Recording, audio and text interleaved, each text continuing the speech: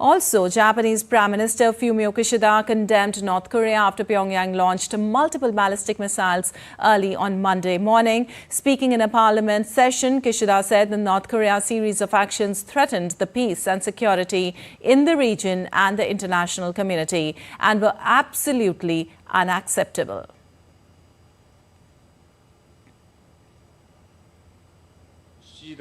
North Korea has repeatedly launched ballistic missiles quite often since the beginning of this year. A series of actions by North Korea threaten the peace and security of our country, the region and the international community and are absolutely unacceptable. The latest ballistic missile launch was a violation of related UN resolutions and we strongly condemn it. We have already lodged a stern protest against North Korea. And India correspondent Chris Gilbert joins us from Tokyo for more. Well, Chris, since North Korea has been firing ballistic missiles, is this in retaliation to South Korea's and US joint military drills recently?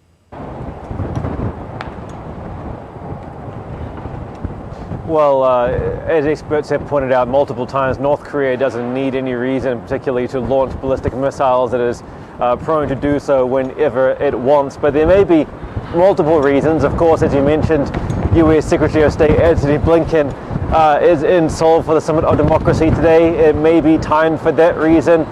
We also saw last year North Korea launch ballistic missiles when its leader Kim Jong-un met with Vladimir Putin in East Russia. So it may be also in response to North Korea's ally Russia and Putin winning re-election there just the other day. So there may be multiple reasons, but the main reason usually is that they give that they test these missiles to defend themselves against what's perceived as acts of aggression from South Korea and the US. Operation Freedom Shield has just wrapped up in the region. There is a Summit for Democracy going on. We will learn the exact reason likely on Tuesday. The state media usually gives a release the day after these events happen, so we may learn more in the coming days. All right, Chris, what do you have to say about the timing as North Korea launches this when US Secretary of State Antony Blinken is in Seoul to attend the third Summit for Democracy?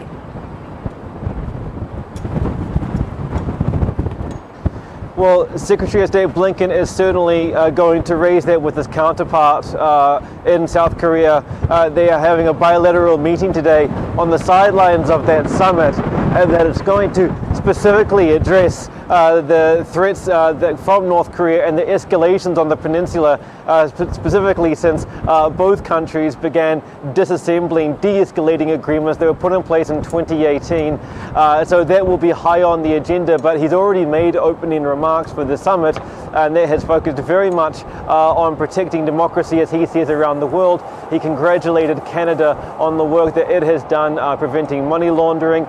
He congratulated his own country, the United States, for the work it has done protecting public media interests around the world. But he has said that democracy has had some backslides in recent years, not naming any names in particular, but particularly in terms of corruption around the world. So those talks with his counterpart are coming up later today, and no doubt we'll have some more announcements on the enhancing military drills between these two countries going forward.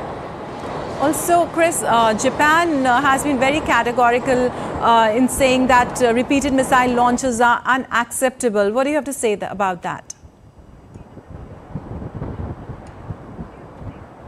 It's a fairly typical response from Tokyo. Every time a missile is launched from North Korea, there's a routine, an important one, but a routine nonetheless, of assembling an emergency team together near the Prime Minister's office or at the Prime Minister's office to respond, a gathering of data, of information about what the missiles actually did, if any damage was caused.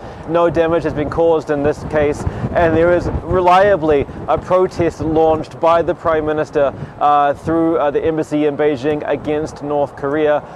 There is a speech coming up at the UN in the coming days by Japan on nuclear disarmament. So no doubt this missile launch will add more fuel to Japan's arguments against nuclear proliferation on that occasion. All right. Thank you so much, Chris, for that information from Tokyo.